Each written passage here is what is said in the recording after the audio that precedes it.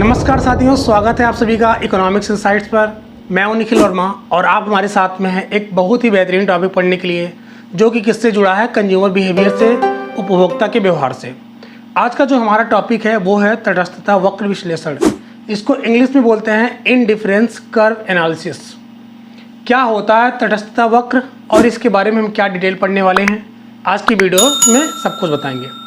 दोस्तों, वीडियो में आगे बढ़ने से पहले जो तटस्थता वक्र विश्लेषण है, इसके बारे में बहुत सारे अर्थशास्त्रियों ने अपनी रिसर्च करी, बहुत सारी खोज की, बहुत सारे एनालिसिस किए, विश्लेषण किया।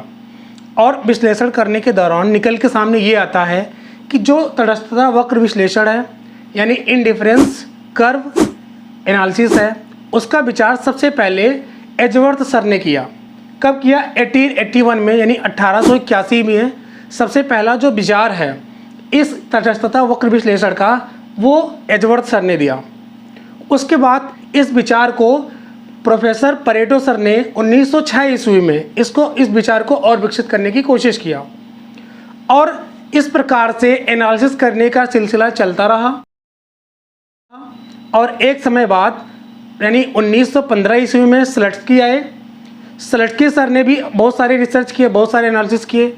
एनालिसिस करने के बाद इसी क्रम में और हम बढ़ते हैं तो प्रोफेसर हिग्स और RJD एलन सर आए। इन्होंने संयुक्त रूप से, यानी इन दोनों ने मिल करके, साथ में इन दोनों ने मिल करके इसका जो तटस्थता वक्र विश्लेषण है उसका वैज्ञानिक रूप देने का कोशिश किया। और इनका जो वैज्ञानिक रूप देने की कोशिश किया वो एक पुस्तक में किया, जो इन दोनों का कॉम्बिनेशन है। जैसे इस पुस्तक का नाम है reconsideration of the theory of value. इस पुस्तक में प्रोफेसर हिग्स और प्रोफेसर RJD एलन सर ने मिल करके इस पुस्तक में इस तटस्थता वक्र विश्लेषण को वैज्ञानिक रूप देने की कोशिश की। उसके बाद जब इन्होंने इसको वैज्ञानिक रूप दिया और आगे ही एनालिसिस करने का सिलसिला चलता रहा। उसके बाद में प्रोफेसर हिग्स सर आए, यानी 1939 में, 1939 में प्रोफेसर हिग्स सर आए और उन्होंने अपनी पुस्तक वैल्यू ऑफ कैपिटल में इस तटस्थता वक्र विश्लेषण को और ज़्यादा वैज्ञानिक रूप दिया। इन्होंने जब इसको वैज्ञानिक रूप दिया तो ये एक प्रकार का टूल बन गया, मतलब कि ये पूरा जो मानव का व्यवहार है उसमें पूरा ये लागू होता है। ठीक है। और चूंकि प्रोफेसर हिग्स द्वारा ही, आपको मैंने पिछली वीडियो के माध्यम से ही बताया था कि जो प्रोफेसर हिग्स सर हैं, इन्होंने ही जो तटस्थता वक्र विश्लेषण है इसी का यूज करके जो उपभोक्ता की बचत थी उसमें जो कमी थी, प्रोफेसर मार्शल ने जो कमी बताई थी, उस कमी को इस तटस्थता वक्र के थ्रू दूर किया था। ठीक है। और आगे हम बढ़ते हैं कि जो आपका तटस्थता वक्र विश्लेषण है, जिसको आज हम पढ़ रहे हैं, जो हमारा टॉपिक है, उसका आधार क्या है, किस आधार पर हम तटस्थता वक्र विश्लेषण को पता करते हैं या जानते हैं। तो जो हमारा तटस्थता वक्र विश्लेषण का आधार है वो है क्रमवाचक तटस्थता विश्लेषण। दोस्तों, मैं आपको ये बता दूं कि जो क्रमवाचक तटस्थता विश्लेषण है इसको 3 अर्थशास्त्री मिल करके प्रयास किए। जैसा कि नाम है उनका, प्रोफेसर हिग्स, एलन और पेरेटो। हालांकि बाद में जब इनका रिसर्च चलता जाता है तो प्रोफेसर हिग्स और प्रोफेसर एलन सर ने ही मिल करके इस तटस्थता वक्र को एक आधार दिया है। बाद में पेरेटो सर हट गए थे। तो हम बात करते हैं कि जो क्रमवाचक तटस्थता वक्र विश्लेषण है इसमें क्या है। दोस्तों, आपको पता है कि जो प्रोफेसर मार्शल सर हैं उन्होंने अपनी मान्यता में, अपनी एजेंशन में क्या लिया था, उन्होंने कहा कि जो उपयोगिता है उसको हम परिमाण में माप सकते हैं, मतलब उसको हम मात्रा में माप सकते हैं। कैसे? उन्होंने कहा कि जैसे कोई मान लीजिए कि आप कोई भी वस्तु खरीदते हैं, सपोज डेट वो वस्तु 100 रुपये की है, तो उन्होंने कहा कि जो वस्तु 100 रुपये की है, 100 रुपये कीमत दे करके हम उसको खरीदते हैं तो हमारी उपयोगिता भी 100 रुपये के बराबर होगी। उनकी यह मान्यता था। और दूसरी चीज़ जो उन्होंने माना था, उन्होंने कहा था कि जो मनी है, जो मुद्रा है, उसकी सीमांत तुष्ट गुण अर्थात उपयोगिता वो स्थिर है। जबकि इसका विरोध प्रोफेसर हिग्स सर ने किया था। आपने पिछली वीडियो में माध्यम से अगर नहीं देखा है तो देख लीजिएगा, हमारी प्लेलिस्ट में पड़ा हुआ है। तो बात करते हैं जो हिग्स, पेरेटो और एलन सर हैं, इन्होंने जो मार्शल का गणनावाचक दृष्टिकोण था उसको दूर किया और उसको क्रमवाचक दृष्टिकोण पर अपनाया, जिसकी वजह से ये तटस्थता वक्र विश्लेषण एक आधार बन गया है इसका। ठीक है। इन्होंने बताया कि जो भी वस्तु हम लेते हैं, जैसे मान लीजिए कि हमने 2 वस्तु लिया, ठीक है, सेब और संतरा, मान लीजिए आपने सेब और संतरा लिए 2 वस्तु, तो उस दो वस्तु का जब आप उपभोग करेंगे, जब आप उसको कंज्यूम करेंगे, तो आप ये बता सकते हैं कि सेब से हमें ज़्यादा उपयोगिता मिली है कि संतरे से। ये नहीं बता सकते कि हमें सेब से इतनी ज़्यादा यूटिलिटी मिली है, इतनी ज़्यादा उपयोगिता मिली है, इसको डिफाइन नहीं कर सकते। तो उन्होंने क्या माना है, उन्होंने ये माना है, यानी प्रोफेसर हिग्स और एलन पेरेटो सर ने माना है कि जो हमारी उपभोक्ता की उपयोगिता है, उसकी उपयोगिता को केवल हमें क्रम दे सकते हैं।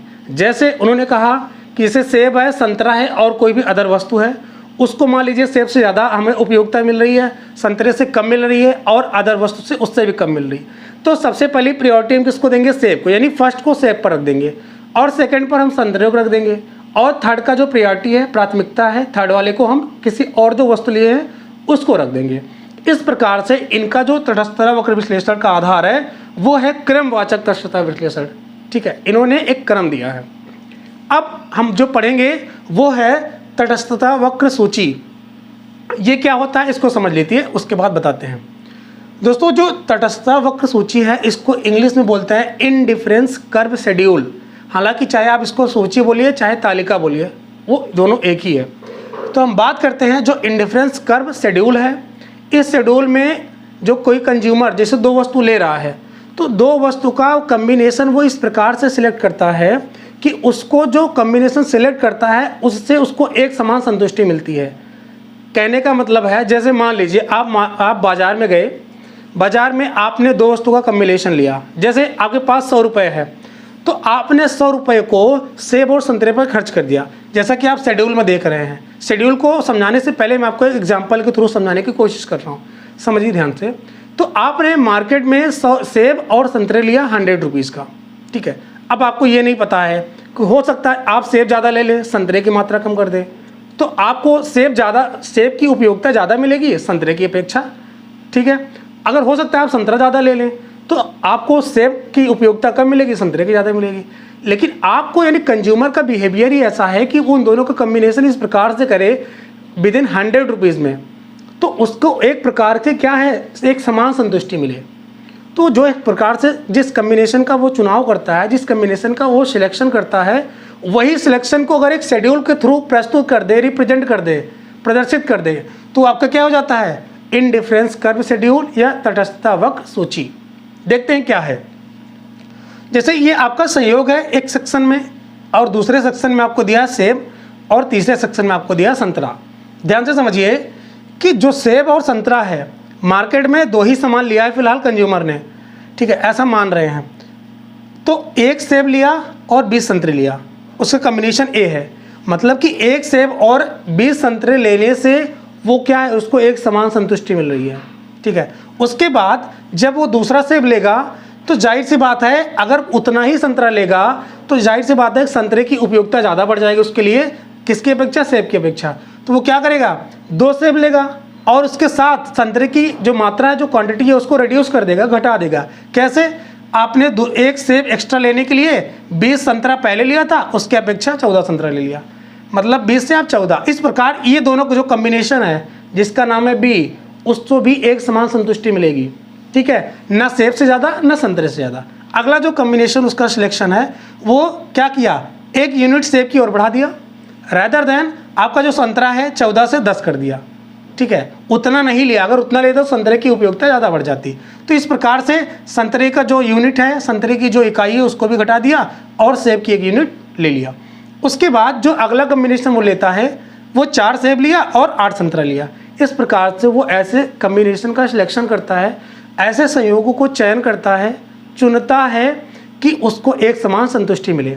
अब जो हमारा तटस्थता वक्र है, इंडिफरेंस कर्व है, वो इंडिफरेंस कर्व इस तटस्थता वक्र जो सूची है या शेड्यूल है या तालिका है, इसके यूज करके इंडिफरेंस कर्व बनता है। देखिए कैसे बनता है। जैसा कि मैंने एक सेब, इस सेक्शन में सेब दिखाया, इस सेक्शन में संतरा, और ये संयोग है। इसी चीज़ को मैं पूरा एक रेखा चित्र पे प्लॉट कर देता हूँ। देखिए कैसे, ध्यान समझिएगा। जैसे आपका ये रेखा चित्र है, हमेशा की तरह वैसे ही बना है। हाँ, आपके जो उसके मात्रा हैं, जो इसकी यूनिट है, वो अलग अलग हो सकती है। जैसे ये आपका रेखा चित्र है, इस रेखा चित्र में OX एक्सिस है, OX अक्ष है, जिस पर आपकी सेब की यूनिट दिखाई गई है कि आपने मार्केट से जितना सेब लिया था उसको दिखाया गया।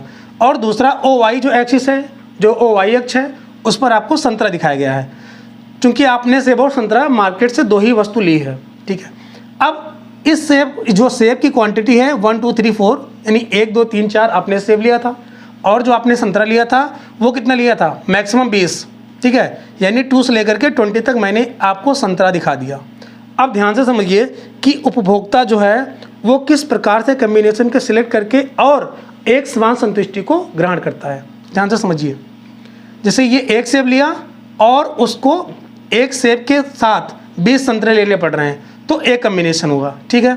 उसी प्रकार 2 सेब लिया और 14 संतरे लेने पड़े, 3 सेब लिया 10 संतरे लेने पड़े, 4 सेब लिया और 8 संतरे लेने पड़े, जैसा कि यहाँ शेड्यूल से आप देख सकते हैं। अगर मान लीजिए कि 1 सेब लेने पर 20 संतरा लिया तो कुछ यहाँ पॉइंट पे पहुँचेगा, ठीक है। हम आपको अब ये बता रहे हैं कि जो इंडिफरेंस कर्व हो वो किस प्रकार से बनता है। जो हमारा कंज्यूमर है, जो उपभोक्ता है, वह अलग अलग वस्तुओं की जो मात्रा लिया है उसकी वजह से वो कम्बिनेशन कैसे लिया और इंडिफरेंस कर्व कैसे बनता है वो समझा रहा हूँ। ध्यान से समझिए। तो 1 संतरा, 1 सेब और 20 संतरा, मतलब यहाँ पे, ठीक है। फिर 2 सेब और 14 संतरा, मतलब इस पॉइंट पे पहुँच जाएगा।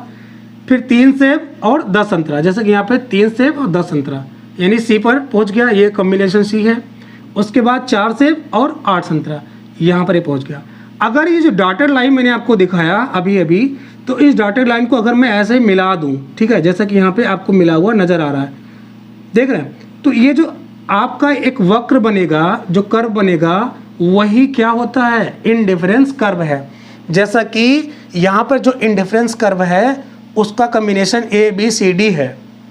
इस कम्बिनेशन पर, यानी A पॉइंट पर, B पॉइंट पर, C पॉइंट पर और D पॉइंट पर जो कंज्यूमर है उसको एक समान तुष्टिगुण, एक समान उपयोगिता मिलेगी, या एक समान सेटिस्फैक्शन मिलेगा। अब बात करते हैं जो तटस्थता वक्र है, इसका परिभाषा क्या होता है, बहुत अच्छे से समझ पाएंगे। तो तटस्थता वक्र क्या है? तटस्थता वक्र या इंडिफरेंस कर्व ऐसा कर्व होता है जिस पर स्थित कोई भी बिंदु दो वस्तुओं के ऐसे संयोग को दिखाती है जिस पर कोई भी उपभोक्ता को एक समान संतुष्टि मिलती है। फिर से समझिए, जो तटस्थता वक्र है उसकी परिभाषा कैसे निकल के आती है, इसके थ्रू, इस रेखा चित्र के थ्रू। तो क्या है तटस्थता वक्र या इंडिफरेंस कर्व? ऐसा कर्व होता है, ऐसा वक्र होता है जिसके प्रत्येक बिंदु पर किसी उपभोक्ता को दो वस्तुओं से मिलने वाली एक समान संतुष्टि मिलती है। यह है आपका तटस्थता वक्र। आई होप आपको तटस्थता वक्र समझ में आया होगा, और जो तटस्थता वक्र सूची है ये भी समझ में आया होगा, और किस प्रकार से जो तटस्थता वक्र विश्लेषण है इसका किस प्रकार से जो अर्थशास्त्री हमारे हुए, कैसे एजवर्थ साहब ने इसका विचार किया और पैरेटो साहब ने इस विचार को और डेवलप किया। उसके पास सलस्टकी आए, सलस्टकी ने बताया, उसके बाद वैज्ञानिक रूप दिया है प्रोफेसर हिग्स और प्रोफेसर एलन ने। ठीक है, कौन सी पुस्तक में? Reconsideration of the theory of value. अंत में यही निकल के आता है जो प्रोफेसर हिग्स सर हैं, उन्होंने अपनी पुस्तक वैल्यू ऑफ कैपिटल में जो तटस्थता वक्र विश्लेषण है इसको दिया है। आई होप आपकी इस पूरे सिनेरियो में आपको समझ में आ गया होगा कि तटस्थता वक्र विश्लेषण क्या है। इसके आगे वाली वीडियो आपके आने वाले सेक्शन में मिलेंगी। तब तक के लिए अपना ख्याल रखिए। धन्यवाद।